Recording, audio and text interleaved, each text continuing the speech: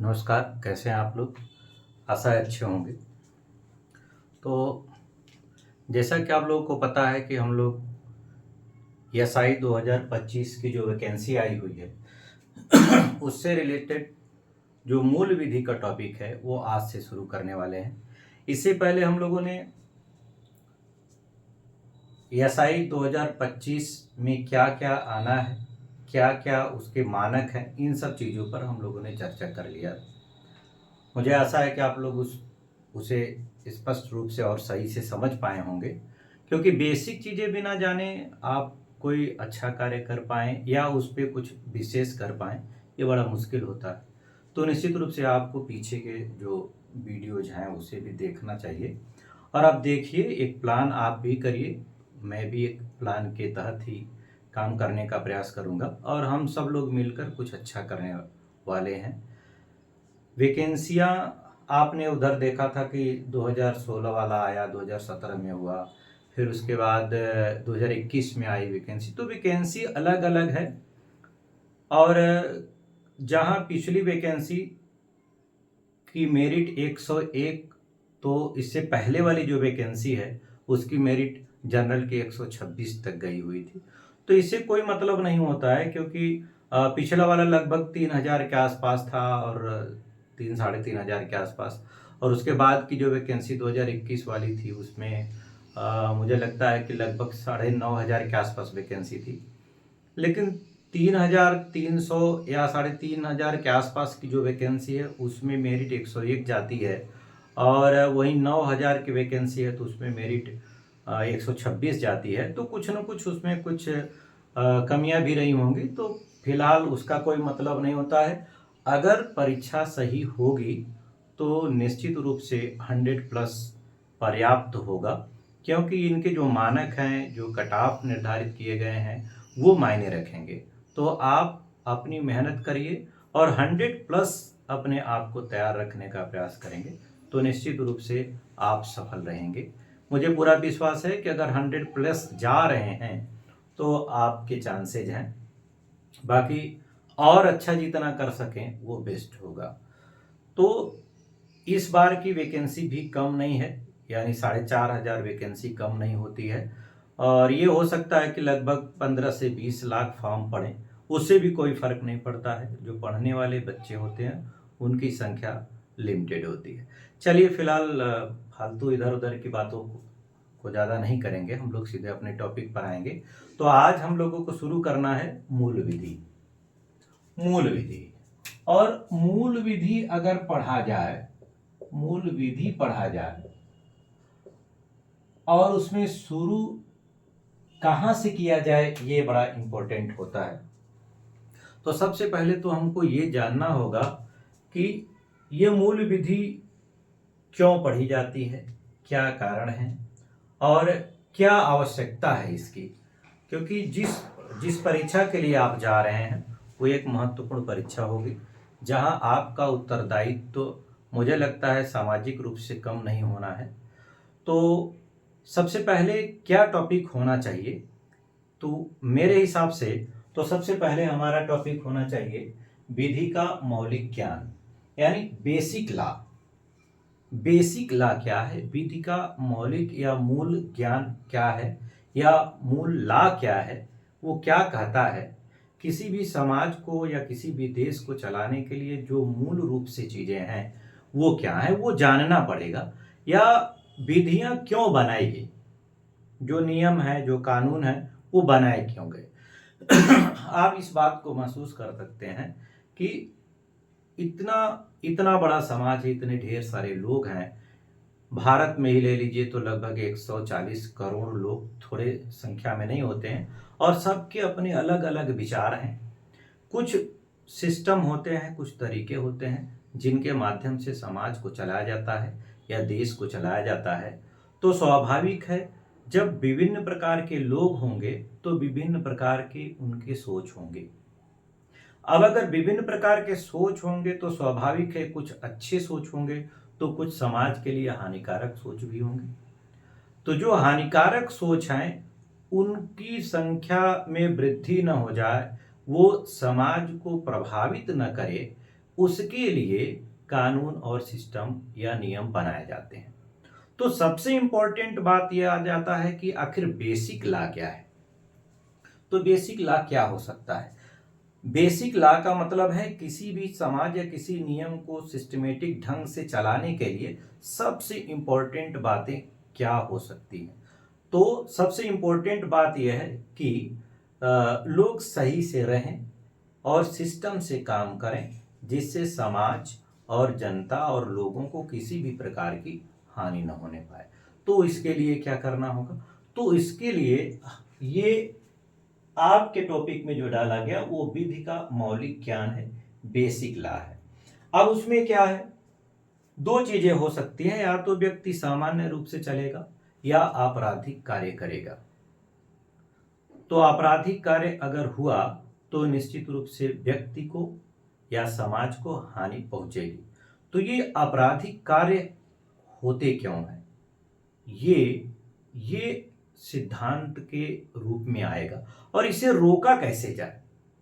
तो इन कार्यों को आपको देखना है इस टॉपिक के अंदर। तो ये कह रहे हैं कि अपराध दंड के सिद्धांत। तो अपराध और दंड के सिद्धांत क्या हो सकते हैं? आप ये कह सकते हैं कि अगर मानव है तो मानव की कुछ विशेष प्रवृत्तियां होंगी और ये प्रवृत्तियां अच्छी हो सकती हैं, बुरी हो सकती हैं।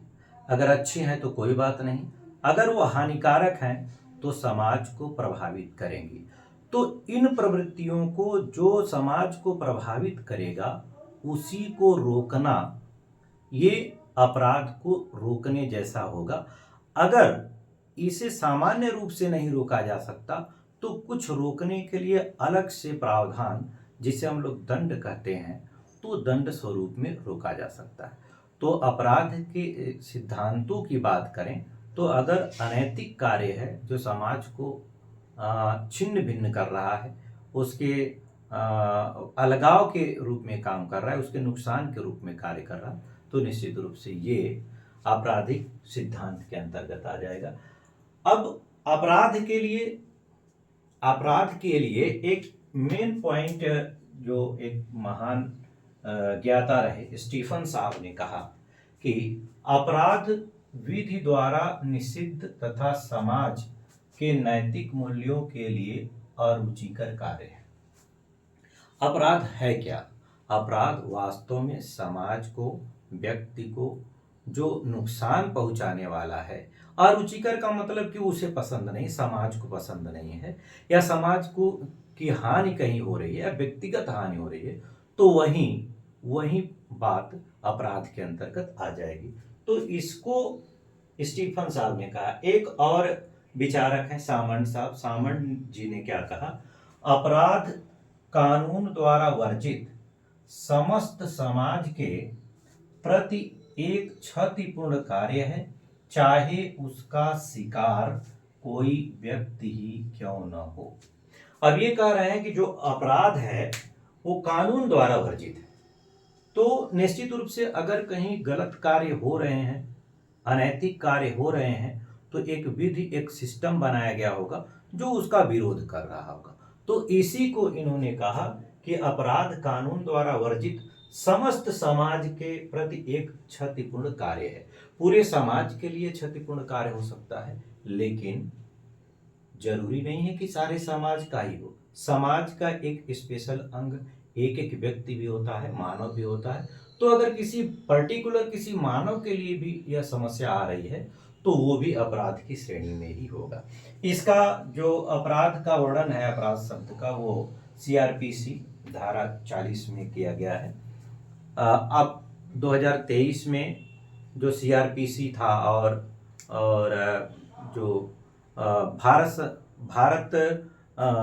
भारतीय न्याय संहिता थी, अब उसको बीएनएस और सीआरपीसी को बीएनएसएस के नाम से जाना जाता है। हालांकि अभी इसमें हम लोग डिटेल करेंगे, इसकी जितनी भी डिटेल बातें होंगी इसमें उसको चेंज भी, कंपैरिजन भी करेंगे और उसे डिटेल भी करेंगे, तो वो बाद की बात हो जाएगी। तो पहले अपराध क्या है, ये बातें मुझे लगता है कि आपके दिमाग, अपराध के सिद्धांत क्या है, ये बातें आपको समझ में आ गई होगी। इसके अलावा अगर अपराध के सिद्धांत क्लियर हो गए, अपराध क्या है वो पता हो जाए आपको, तो अपराध के लिए आवश्यक तत्व क्या है, ऐसी क्या क्या टॉपिक हो सकते हैं, ऐसी क्या क्या बातें हो सकती हैं जो अपराध को करने के लिए स्टेप हो सकते हैं, एक एक टॉपिक हो सकता है। क्या ऐसा कोई एक ही बात है या कई बातें मिलकर अपराध को जन्म देती हैं? तो अपराध के लिए 4 पॉइंट्स होंगे, बिना इन चारों के अपराध कंप्लीट नहीं होगा। क्या क्या हो सकता है? मानव, अगर कोई अपराध है, हुआ है या होने की स्थिति में है, तो बिना मानव के संलिप्त हुए वो अपराध नहीं हो सकता। अब आप ये सोच सकते हैं क्या कोई अन्य जीव या अन्य कोई ऐसा जघन्य कार्य कर ले तो क्या वो अपराध हो सकता है? हो सकता है, लेकिन हम उसे नहीं मानते हैं, हमारा समाज उसे नहीं मानता, हमारा कानून उसे नहीं मानता है।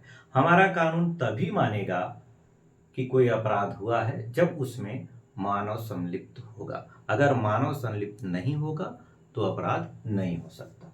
दूसरी बात ये कह रहे हैं कि दुराशय, ऐसा नहीं है कि मानव आ गया और अपराध हो गया। मानव होना चाहिए और उसके साथ साथ उसके मन में दुराशय हो, यानी कुछ अपराध करने की इच्छा भी होनी चाहिए। कुछ गलत करने की भावना से मानव अगर उपस्थित है तो ये अपराध का दूसरा अंग हो सकता है। तीसरी बात बता रहे हैं आपराधिक कृत्य। अब ऐसा नहीं है कि मानव हो गया और उसके मन में दुराशय आ गया तो वो अपराधी हो गया, नहीं। अभी अपराध कंप्लीट नहीं हुआ है, अभी अपराध तीसरे स्टेप पर है। फर्स्ट स्टेप अपराध का क्या है? मानव का होना जरूरी है। दूसरा क्या है? उसके मन में दुराशय होना चाहिए, कुछ अलग विचार होने चाहिए। तीसरा क्या है?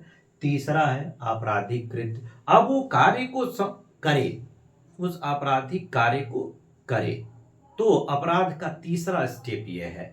और चौथे में है मानव या समाज की क्षति हो, मानव या समाज की, पूरे समाज की या कहीं से क्षति हो जाए, या तो किसी व्यक्तिगत या किसी व्यक्ति का ही अगर क्षति हो जा रहा है तो अपराध संपन्न होगा। अपराध के लिए 4 इंपॉर्टेंट बातें। एक तो मानव का होना जरूरी है, उसके मन में दुराशय होना चाहिए।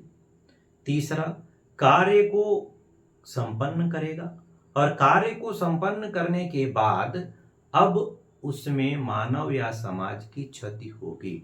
अगर ऐसा हुआ है तो निश्चित रूप से वो अपराध हो चुका है। अब इसके लिए कुछ और बातें भी हो सकती हैं। ये बताया जा रहा है कि अपराध जो है वो जो अपराध है वो किन स्थितियों में एक्टिव माना जाएगा या कंप्लीट माना जा रहा है। तो यहां आप देखिए एक कथन लिखा हुआ है कि यह लिखा जा रहा है कि एक्टस नॉन फेसिट रिउम नीसी मेंस सिट्रिया। इसका मतलब है कि कार्य स्वयं किसी को दोषी नहीं बनाता, कार्य स्वयं किसी को दोषी नहीं बनाता जब तक कि उसका आशय क्लियर न हो। अगर उसका आशय क्लियर नहीं है तो कोई भी कार्य किसी व्यक्ति को दोषी नहीं बना सकता। या उसी को एक और शब्द से कह सकते हैं कि एक्टस मी इनविटो फैक्टस नॉन एट्स इस्ट मेंस एक्टस। मतलब ये कह रहे हैं मेरे द्वारा मेरी इच्छा के विरुद्ध, मेरे द्वारा मेरी इच्छा के विरुद्ध जो भी काम किया गया है वो मेरा नहीं है। इसका मतलब यह है कि अगर किसी व्यक्ति ने, उसकी इच्छा नहीं थी और कोई अचानक कार्य हो गया तो वो कार्य उसका नहीं माना जाएगा। जैसे आप समझ सकते हैं कि आप अपने घर से निकले और इस तरीके से टी आकार का रास्ता है और अचानक आप इधर से जा रहे थे, एक बच्चा अगर इधर से दौड़ के आ रहा है और आप गाड़ी या बाइक से हैं और अचानक आपने कुछ भी नहीं देखा और उस बच्चे को टक्कर लग गई और उस बच्चे को कुछ न कुछ हानि हो गई या वो एक्सपायर कर जाता है, तो इस स्थिति में रियल में आपका आशय नहीं था। सारी चीज़ें थी, सारी चीज़ें थी, यानी व्यक्ति भी था, कार्य भी हुआ और कुछ न कुछ घटना हो गई, संपन्न हो गया, लेकिन उसमें एक चीज की कमी रह गई, वो था आपका आशय। आपका आशय इस तरीके का नहीं था, तो आप निश्चित रूप से वहां पर अपराधी नहीं है। वो एक अलग मैटर है कि कोई उसे प्रूफ कर दे या आपको आपके ऊपर अलग से लगा दिया जाए, तो वो फिलहाल आपके मन में आया हुआ नहीं है। अर्थात मेरे द्वारा किए गए वे कार्य जिसमें मेरी इच्छा नहीं थी, मैं नहीं जानता था, वो अपराध की श्रेणी में नहीं आएगा। अपराध के लिए आवश्यक तत्व क्या है? अगर कोई अपराध होने वाला है तो उसके लिए कुछ आवश्यक तत्वों की भी चर्चा की गई है। अच्छा, एक चीज और ध्यान रखना है आपको, मुझे स्टार्ट में भी बता देना चाहिए था। ये जो चीजें मैं आपको बता रहा हूं उसका एक पीडीएफ भी आपको पर डे मिल जाएगा, जिसमें पूरा का पूरा सिस्टमेटिक ढंग से एक नोट्स होगा। आप उसे लिख लीजिएगा या तो फिर आप यहाँ से भी नोट्स बना सकते हैं। तो यहाँ से नोट्स बनाएं या ना बनाएं, इसका पूरा डिटेल पीडीएफ मैं स्वयं उसे तैयार कर रहा हूँ, तो आपको किसी भी तरीके से कोई कन्फ्यूजन नहीं होगा। एक लिखित अच्छा सा नोट्स मिलेगा। हाँ, वो अलग बात हो सकती है कि उसमें राइटिंग थोड़ी इधर उधर होगी, लेकिन पढ़ने में आएगा, कोई दिक्कत नहीं। तो अपराध किए जाने की अवस्था क्या हो सकती है, किस परिस्थिति में अपराध किया जाएगा, उसके भी 4 पॉइंट हैं। क्या है? पहला तो है आशय, इंटेंशन। आप किसी अपराध के लिए इंटेंशन में आए। इंटेंशन का मतलब होता है आशय, आपके मन में आए कि हमें क्या करना है। जैसे हमें किसी व्यक्ति की हत्या करनी है या किसी चीज को चुराना है या कहीं संलिप्त होना है, तो ये हमारे मन में आएगा, आपके मन में पैदा होगा, वो उत्पन्न होगा, आप सोचेंगे अंदर से पहले, तो इसी को हम आशय कह लेंगे। फिर उसके बाद तैयारी। जैसे ही हमारे मन में ये आया कि हमें इस अपराध को करना है या इस कार्य को करना है, तो हमारा दूसरा स्टेप जो होता है वो ये होता है कि उसकी तैयारी कर ली जाए, प्रॉपर उसकी तैयारी करें। तैयारी आप कर लेंगे, आपके मन में दुराशय आया, आपने तैयारी की। अब तैयारी करने के बाद फिर करें प्रयास। जैसे ही आपकी तैयारी कंप्लीट हो जाएगी, अभी अपराध कंप्लीट नहीं हुआ, अपराध किए जाने की अवस्था अभी कंप्लीट अपराध नहीं हुआ है, अभी तो तैयारी हुई है। अब आप प्रयास करेंगे, यानी कि अब उस कार्य को कंप्लीट करने के लिए आप वहां पर उतरेंगे। तो क्या उतरना कार्य को संपादित होना माना जाएगा? नहीं, अभी कार्य कंप्लीट, अपराध क्रिएट या क्रियाशील या कंप्लीट नहीं हुआ है। अभी तो आप उसमें कूदे हो, अटेम्प्ट किए हो उसको। फिर उसके बाद क्या होगा? कार्य एक्ट, यानी जब वो कार्य कंप्लीट कर देंगे तब अपराध कंप्लीट हो जाएगा। तो 4 पॉइंट यहां हैं। अपराध किए जाने की अवस्था, उसमें क्या क्या आएगा? अपराध किए जाने की अवस्था क्या होगी? जहां से अपराध होगा, अपराध के आवश्यक तत्व, तत्व अलग बात है और अपराध की अवस्था अलग है। तत्व का मतलब उसमें क्या क्या सम्मिलित हो गया, क्या क्या चीजें होंगी, लेकिन अवस्था अलग हो गई। अवस्था में क्या है? आशय होना चाहिए, तैयारी करना होगा, फिर उसे अटेम्प्ट करना होगा, फिर कार्य संपादित करना होगा, और जब कार्य संपादित हो जाएगा, संपन्न हो जाएगा, तो अपराध की अवस्था कंप्लीट हो जाएगी।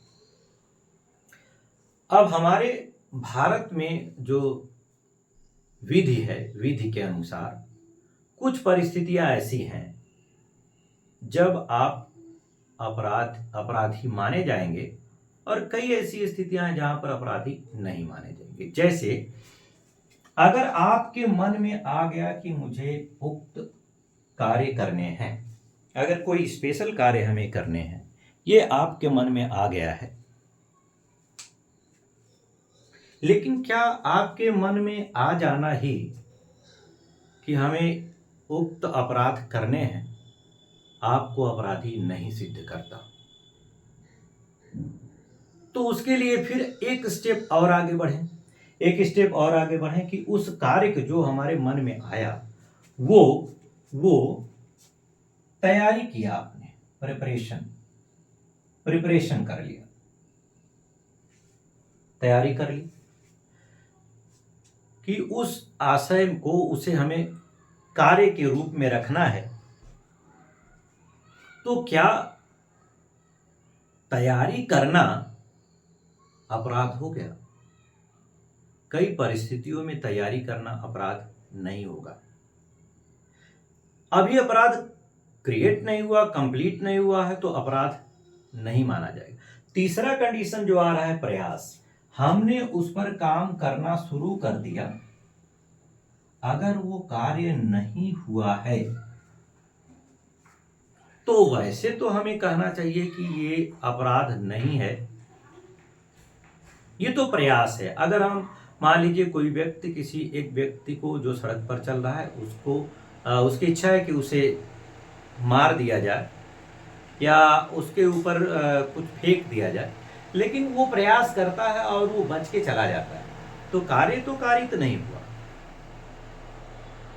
तो अभी तो कार्य कंप्लीट नहीं हुआ है, लेकिन जब तक कार्य कंप्लीट नहीं है तब तक आप अपराधी नहीं मानेंगे कई परिस्थितियों में। अभी हम लोग चर्चा करेंगे कि इसमें कई स्थितियां ऐसी हैं जहां पर कार्य न होना, मन में भाव भी न होना, उस पर उसके अलावा भी वहां पर अपराध माना जा सकता है। तो प्रयास हुआ लेकिन कार्य कंप्लीट नहीं हुआ, तो निश्चित रूप से व्यवहारिक रूप से तो ये मान लेना चाहिए कि ये अपराध नहीं है। उसके बाद एक्ट, जब कार्य संपादित हो जाएगा तो फिर आप मना नहीं कर सकते कि ये अपराध नहीं, तब तो हमें अपराध उसे मानना पड़ेगा। फिर आइए, कई ऐसे जगह हैं जहां पर आपकी इच्छा भी नहीं है,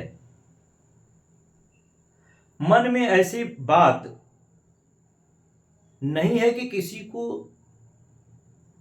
हानि पहुंचाया जाए, फिर भी कहीं न कहीं अपराध की श्रेणी आ जाती।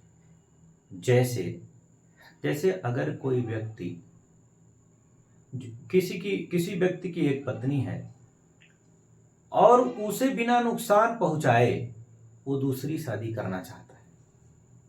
अगर उसने दूसरी शादी कर ली तो उसके मन में तो दुराशय नहीं था कि उसको हम नुकसान पहुंचाएंगे।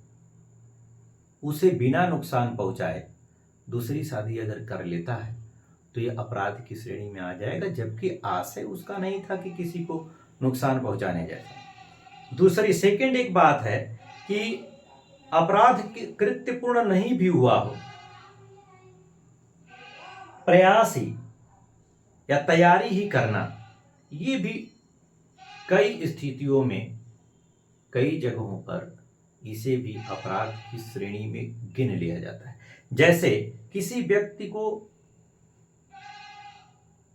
उत्प्रेरित कर देना कि आप कुछ ऐसा विशेष कार्य कर दो, दूसरा कोई व्यक्ति, वहां आप नहीं कर रहे हैं, आपके मन में तो है लेकिन आप प्रयास भी नहीं कर रहे हैं, आप दूसरे से करवाने का प्रयास कर रहे हैं, तो इस स्थिति में भी यह अपराध की श्रेणी में आ जाता है, काउंटेबल हो जाएगा। उसके अलावा तैयारी मात्र करना, यहाँ कह रहे हैं अगर आप तैयारी कर लिए, प्रिपरेशन कर लिए, तो क्या ये अपराध की श्रेणी में आएगा? तैयारी करना भी अपराध की श्रेणी में आ सकता है। जैसे डकैती करने के लिए आप अगर तैयारी कर लेते हैं तो अपराध की श्रेणी में आ जाता है। भारत में इसे अपराध की श्रेणी में ले लिया जाता है।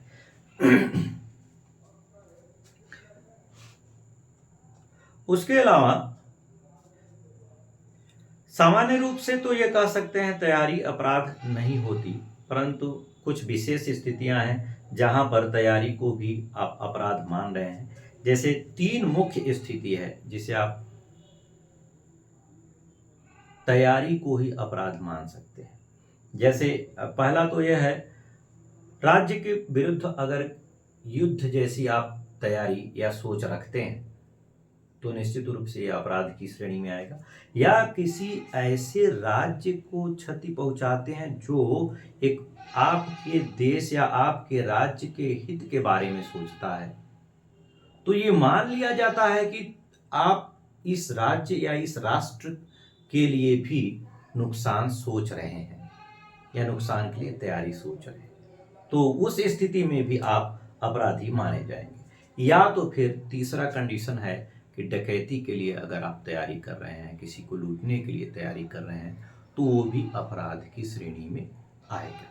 बाकी चौथा तो आप समझ ही रहे हैं, अगर कार्य संपन्न हो गया तो निश्चित रूप से हो जाएगा।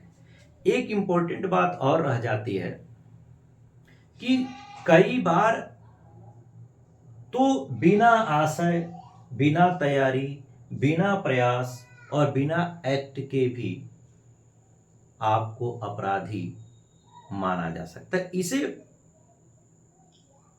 पूर्व अपराध कहा जाता है कि मतलब अपराध से बचने के लिए इन सब चीजों में कोई व्यक्ति संलिप्त न हो जाए। अब उसके मन में चाहे, जैसे एक इम्पोर्टेंट बात है मैं आपको बता दूं, जो निरोधक अधिनियम है, यानी अपराध से पूर्व किसी व्यक्ति को गिरफ्तार करके उसे कुछ समय के लिए नज़रबंद कर दिया जाता है या कहीं ऐसी जगह पर रख दिया जाता है जो एक्टिव न हो, कुछ कार्य न कर पाए। जैसे अगर कभी कभी हम लोग ये देखते हैं कि गांव में जब चुनाव वगैरह का समय आता है तो चुनाव के समय में कुछ व्यक्तियों को लिस्टेड कर लिया जाता है और उन्हें गिरफ्तार करके दूसरे जगह पहुंचा दिया जाता है। ये उन्हें तब तक वहां रखा जाता है जब तक ये प्रक्रिया संपन्न नहीं हो जाती। तो क्या उनके मन में आशय आया था? क्या उन्होंने तैयारी की थी? क्या उन्होंने प्रयास किया था? क्या उन्होंने कार्य को संपन्न किया था? चारों चीजें नहीं किया था। लेकिन उनका पिछला रिकॉर्ड कुछ इस तरीके का रहा होगा जिसे हमारा नियम, हमारा कानून ये मानता है कि अगर ये वहाँ उपस्थित होगा तो निश्चित रूप से इस तरीके का कृत्य कर सकता है।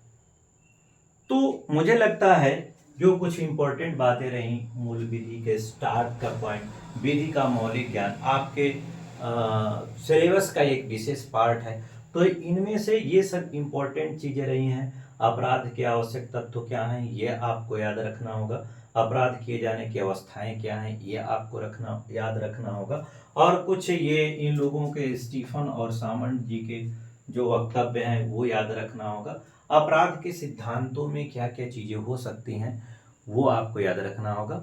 तो निश्चित रूप से मुझे आशा है कि आपको ये आज का मेरा क्लास जरूर पसंद आएगा। हाँ, हो सकता है थोड़ा इधर उधर थोड़ी मोड़ी त्रुटियां होंगी, तो कोई उससे दिक्कत नहीं है। हम लोग कार्य स्टार्ट किए हुए हैं, इसको आगे बढ़ाएंगे। और जो आज का क्लास रहा है उसका PDF आपको मिल जाएगा, आज ही मिल जाएगा। तो निश्चित रूप से साथ में लगिए, मेहनत करिए, अगले टॉपिक को लेकर कल फिर।